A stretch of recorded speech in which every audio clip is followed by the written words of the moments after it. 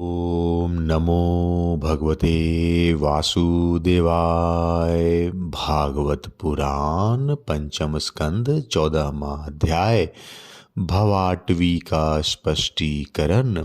श्री शुकदेव जी कहते हैं, राजन, देहाभिमानी जीवों के द्वारा सत्वादी गुणों के भेद से शुभ, अशुभ और मिश्र 3 प्रकार के कर्म होते रहते हैं। उन कर्मों के द्वारा ही निर्मित नाना प्रकार के शरीरों के साथ होने वाला जो संयोग वियोग आदि रूप अनादि संसार जीव को प्राप्त होता है, उसके अनुभव के 6 द्वार हैं। मन और 5 ज्ञानेंद्रियां, उनसे विवश होकर यह जीव समूह मार्ग भूलकर भयंकर वन में भटकते हुए धन के लोभी बंजारों के समान पर समर्थ भगवान विष्णु के आश्रित रहने वाली माया की प्रेरणा से बिहड़ वन के समान दुर्गम मार्ग में पड़कर संसार वन में जा पहुँचता है। यह वन शमशान के समान अत्यंत अशुभ है। इसमें भटकते हुए उसे अपने शरीर से किए हुए कर्मों का फल भोगना पड़ता है। यहाँ अनेकों विघ्नों के कारण उसे अपने व्यापार में सफलता भी नहीं मिलती, तो भी यह उसके श्रम को शांत करने वाले श्री हरि एवं गुरुदेव के चरणारविंद मकरंद मधु के रसिक भक्त भ्रमरों के मार्ग का अनुसरण नहीं करता। इस संसार वन में मन सहित 6 इंद्रियां ही अपने कर्मों की दृष्टि से डाकुओं के समान है। पुरुष बहुत सा कष्ट उठाकर जो धन कमाता है, उसका उपयोग धर्म में होना चाहिए। वहीं धर्म यदि साक्षात भगवान परम पुरुष की आराधना के रूप में होता है, तो उसे परलोक में निःश्रेयस का हेतु बतलाया गया है। किंतु जिस मनुष्य का बुद्धि रूप सारथी विवेकहीन होता है और मन वश में नहीं होता, उसके उस धर्म उपयोगी धन को ये मन सहित 6 इंद्रियां देखना, स्पर्श करना, सुनना, स्वाद लेना, सूंघना, संकल्प विकल्प करना और निश्चय करना, इन वृत्तियों के द्वारा गृहस्थोचित विषय भोगों में फंसाकर उसी प्रकार लूट लेती है जिस प्रकार बेईमान मुखिया का अनुगमन करने वाले एवं असावधान बंजारों के दल का धन चोर डाकू लूट ले जाते हैं। यही नहीं, उस संसार वन में रहने वाले उसके कुटुंबी भी, जो नाम से तो स्त्री पुत्र आदि कहे जाते हैं, किंतु कर्म जिनके साक्षात भेड़ियों और गीदड़ों के समान होते हैं, उस अर्थ लोलुप कुटुंबी के धन को उसकी इच्छा न रहने पर भी उसके देखते देखते इस प्रकार छीन ले जाते हैं, जैसे भेड़िए गलेरियों से सुरक्षित भेड़ों को उठा ले जाते हैं।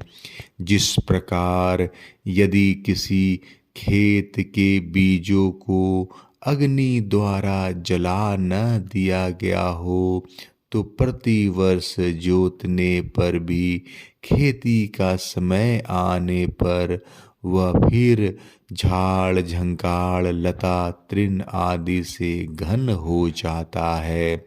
उसी प्रकार यह गृहस्थाश्रम भी कर्म भूमि है। इसमें भी कर्मों का सर्वथा उच्छेद कभी नहीं होता, क्योंकि यह घर कामनाओं की पिटारी है। उस गृहस्थ आश्रम में आसक्त हुए व्यक्ति के धन रूप बाहरी प्राणों को डांस और मच्छरों के समान नीच पुरुषों से तथा टिड्डी पक्षी चोर और चूहे आदि से क्षति पहुँचती रहती है।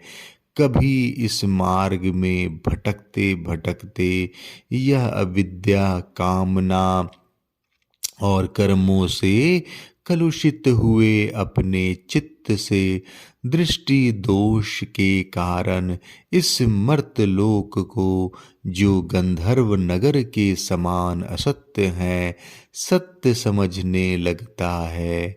फिर खान पान और स्त्री प्रसंग आदि व्यसनों में फंसकर मृग तृष्णा के समान मिथ्या विषयों की ओर दौड़ने लगता है।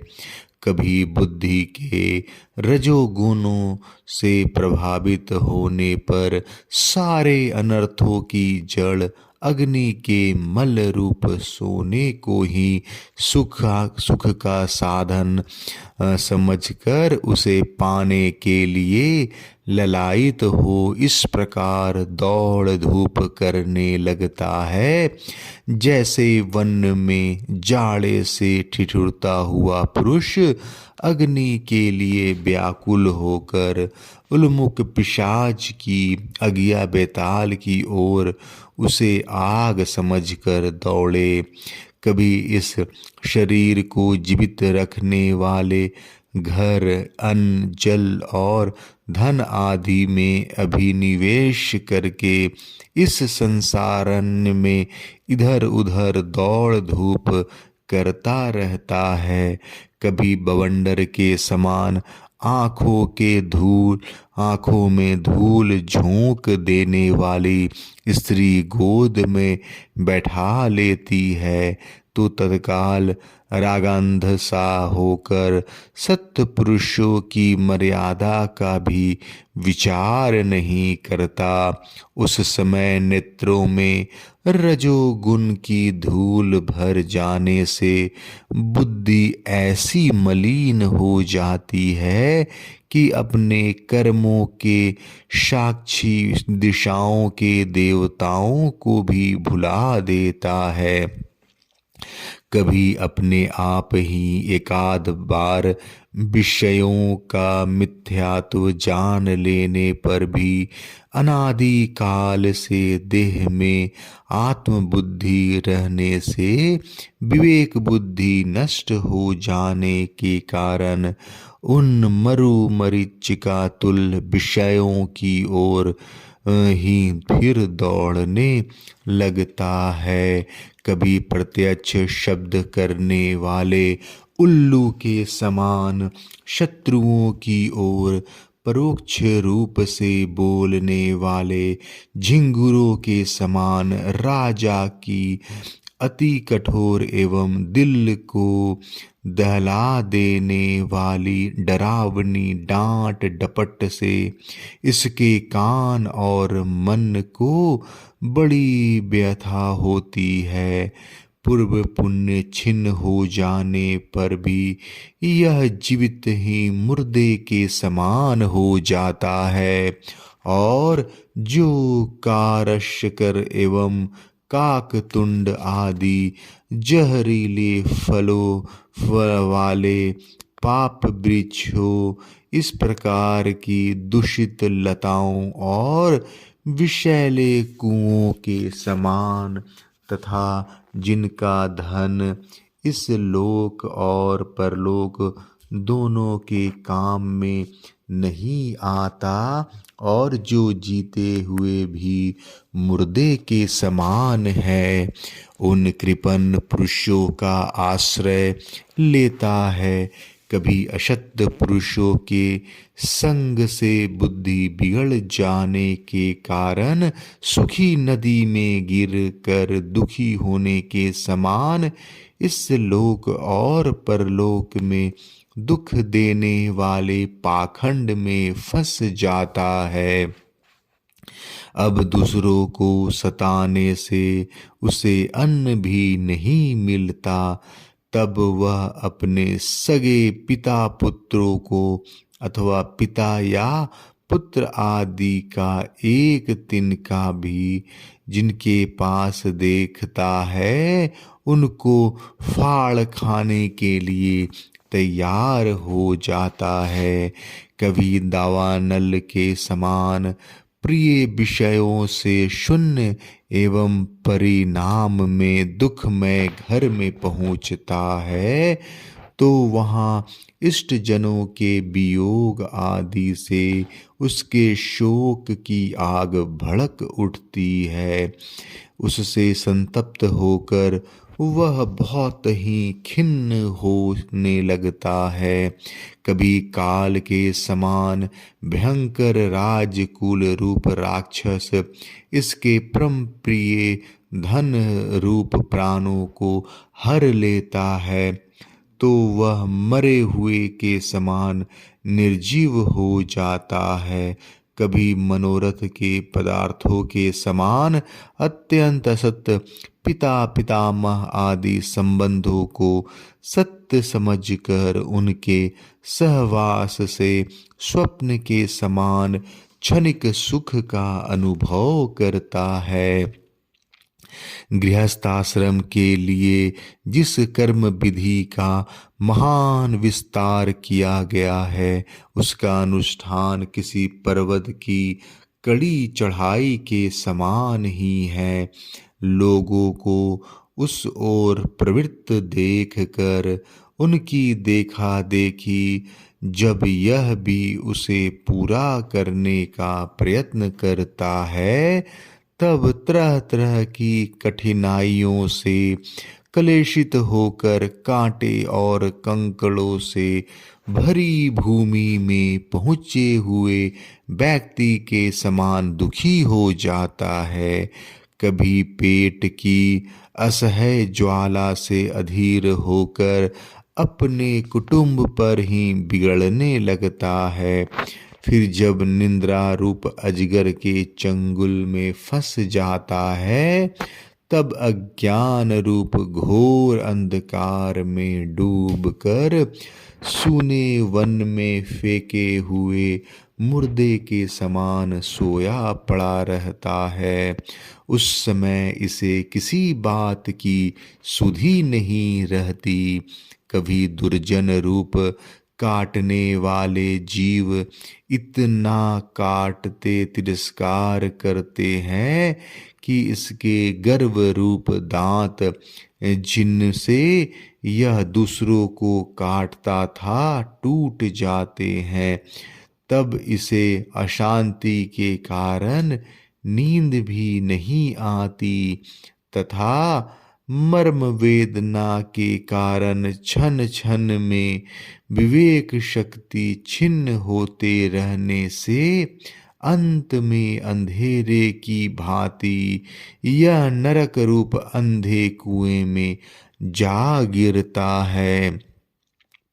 कभी विषय सुख रूप मधुकनों को ढूंढते ढूंढते जब यह लुक छिप कर पर स्त्री या पर धन को उड़ाना चाहता है तब उसके स्वामी या राजा के हाथ से मारा जाकर ऐसे नरक में जा गिरता है जिसका और छोर नहीं है। इसी से ऐसा कहते हैं कि प्रवृत्ति मार्ग में रहकर किए हुए लौकिक और वैदिक दोनों ही प्रकार के कर्म जीव को संसार की ही प्राप्ति कराने वाला है। यदि किसी प्रकार राजा आदि के बंधन से छूट भी गया तो अन्याय से अपहरण किए हुए उन स्त्री और धन को देवदत्त नाम का कोई दूसरा व्यक्ति छीन लेता है और उससे विष्णुमित्र नामक कोई तीसरा व्यक्ति झटक लेता है। इस प्रकार वे भोग एक पुरुष से दूसरे पुरुष के पास जाते रहते हैं, एक स्थान पर नहीं ठहरते। कभी कभी शीत और वायु आदि अनेकों आदि दैविक आदि भौतिक और आध्यात्मिक दुख की स्थितियों के निवारण करने में समर्थ न होने पर यह अपार चिंताओं के कारण उदास हो जाता है। कभी परस्पर लेन देन का व्यवहार करते समय किसी दूसरे का थोड़ा सा दमड़ी भर अथवा इससे भी कम धन चुरा लेता है, तो इस बेईमानी के कारण उससे बैर ठन जाता है। राजन, इस मार्ग में पूर्वोक्त विघ्नों के अतिरिक्त सुख दुख राग द्वेष भय अभिमान प्रमाद उन्माद शोक मोह लोभ मात्सर्य ईर्ष्या अपमान क्षुधा पिपासा आदि व्याधि जन्म जरा और मृत्यु आदि और भी अनेकों विघ्न हैं। इस विघ्न बहुल मार्ग में इस प्रकार भटकता हुआ वह जीव किसी समय देव माया रूपिणी स्त्री के बाहुपाश में पड़कर विवेकहीन हो जाता है।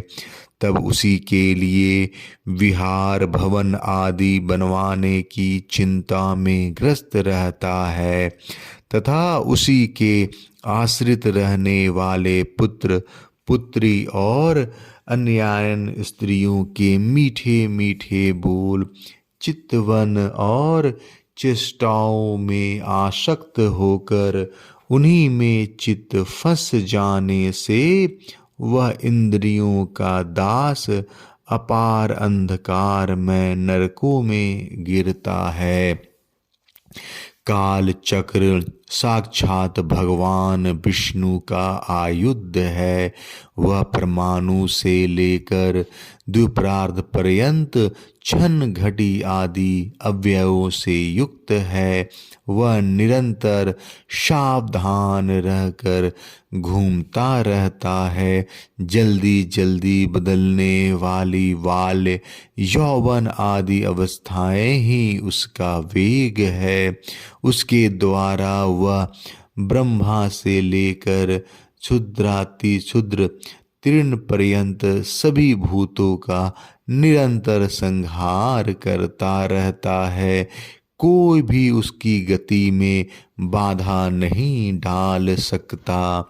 उससे भय मानकर भी जिनका यह काल चक्र निज आयुध है, उन साक्षात भगवान यज्ञ पुरुष की आराधना छोड़कर यह मंदमती मनुष्य पाखंडियों के चक्कर में पड़कर उनके कंक गिद्ध बगुला और बटेर के समान आर्य शास्त्र बहिष्कृत देवताओं का आश्रय लेता है, जिनका केवल वेद ब्रह्म अप्रामाणिक आगमनों से ही उल्लेख किया है। ये पाखंडी तो स्वयं ही धोखे में है। जब यह भी उनकी ठगाई में आकर दुखी होता है तब ब्राह्मणों की शरण लेता है, किंतु उपनयन संस्कार के अनंतर श्रौत समार्थ कर्मों से भगवान यज्ञ पुरुष की आराधना करना आदि जो उनका शास्त्रोक्त आचार है, वह इसे अच्छा नहीं लगता। इसलिए वेदों के आचार के अनुकूल अपने में शुद्धि न होने के कारण वह कर्म शून्य शूद्र कुल में प्रवेश करता है, जिसका स्वभाव वानरों के समान केवल कुटुंब पोषण और स्त्री सेवन करना ही है, वहाँ बिना रोक टोक स्वच्छंद विहार करने से उसकी बुद्धि अत्यंत दीन हो जाती है और एक दूसरे का मुख देखना आदि विषय भोगों में फंस कर इसे अपना मृत्यु काल का भी स्मरण नहीं होता। वृक्षों के समान जिनका लौकिक सुख ही फल है, उन घरों में ही सुख मानकर वानरों की भांति स्त्री पुत्र आदि से आसक्त होकर वह अपना सारा समय मैथुन आदि विषय भोगों में ही बिता देता है। इस प्रकार प्रवृत्ति मार्ग में पड़कर सुख दुख भोगता हुआ यह जीव रोग रूपी गिरी गुहा में फंस कर उसमें रहने वाले मृत्यु रूप हाथी से डरता रहता है। कभी कभी शीत वायु आदि अनेक प्रकार के आदि दैविक आदि भौतिक और आध्यात्मिक दुखों की निवृत्ति करने से जब असफल हो जाता है, तब उस समय अपार विषयों की चिंता से वह खिन्न हो उठता है। कभी आपस में क्रय विक्रय आदि व्यापार करने पर बहुत कंजूसी करने से इसे थोड़ा सा धन हाथ लगता है। कभी धन नष्ट हो जाने से जब इसके पास सोने बैठने और खाने आदि का भी कोई सामग्री नहीं रहती, तब अपने अभिष्ट भोग न मिलने से या उन्हें चोरी आदि बुरे उपायों से पाने का निश्चय करता है। इससे इसे जहाँ तहाँ दूसरों के हाथों से बहुत अपमानित होना पड़ता है। इस प्रकार धन की आसक्ति से परस्पर बैर भाव बढ़ जाने से पर भी यह अपने पूर्व वासनाओं से विवश होकर आपस में विवाह आदि संबंध करता है और छोड़ता रहता है। इस संसार मार्ग में चलने वाला यह जीव अनेक प्रकार के कलेश और विघ्न बाधाओं से बाधित होने पर भी मार्ग में जिस पर जहाँ आपत्ति आती है अथवा जो कोई मर जाता है उसे जहाँ का तहाँ छोड़ देता है तथा नए जन्मे हुओं को साथ लगाता है। कभी किसी के लिए शोक करता है, किसी के दुख देख कर मूर्छित हो जाता है, किसी के वियोग होने की आशंका से भयभीत हो उठता है, किसी से झगड़ने लगता है, कोई आपत्ति आती है तो रोने चिल्लाने लगता है, कहीं कोई मन के अनुकूल बात हो गई तो प्रसन्नता के मारे फुला नहीं समाता, कभी गाने लगता है और कभी उन्हीं के लिए बंधनों में भी नहीं हिचकता। साधु जन इसके पास कभी नहीं आते, यह साधु संग से सदा वंचित रहता है। इस प्रकार यह निरंतर आगे ही बढ़ रहा है। जहाँ से इसकी यात्रा आरंभ हुई है और जिसे इस मार्ग की अंतिम अवधि कहते हैं, उस परमात्मा के पास यह अभी तक नहीं लौटा है। परमात्मा तक तो योग शास्त्र की भी गति नहीं है। जिन्होंने सब प्रकार के दंड शासन का त्याग कर दिया है, वे निवृत्ति परायण संयंत मुनि जन ही उसे प्राप्त कर पाते हैं। जो दिग्गजों को जीतने वाले और बड़े बड़े यज्ञों का अनुष्ठान करने वाले राजऋषि हैं, उनकी भी वहाँ तक गति नहीं है। वे संग्राम भूमि में शत्रुओं का शमन करके केवल प्राण परित्याग ही करते हैं, तथा जिनमें यह मेरी है ऐसा अभिमान करके बैर ठाना था, उस पृथ्वी में ही अपने शरीर छोड़कर स्वयं परलोक को चले जाता है। इस संसार से वे भी पार नहीं होते। अपने पुण्य कर्म रूप लता का आश्रय लेकर यदि किसी प्रकार यह जीव इन आपत्तियों से अथवा नरक से छुटकारा पा भी जाता है, तो फिर इस प्रकार संसार मार्ग में भटकता हुआ इस जन समुदाय में मिल जाता है। यही दशा स्वर्ग आदि उधर लोकों में जाने वालों का भी है। राजन, राजर्षि भरत के विषय में पंडित जन ऐसा कहते हैं, जैसे गरुड़ जी की होड़ कोई मक्खी नहीं कर सकती, उसी प्रकार राजर्षि महात्मा भरत के मार्ग का कोई अन्य राजा मन से भी अनुसरण नहीं कर सकता। उन्होंने पुण्य कीर्ति श्री हरि में अनुरक्त होकर अति मनोरम स्त्री पुत्र मित्र और राज आदि को युवावस्था में ही विष्टा के समान त्याग दिया था, और दूसरों के लिए तो इन्हें त्यागना बहुत ही कठिन है।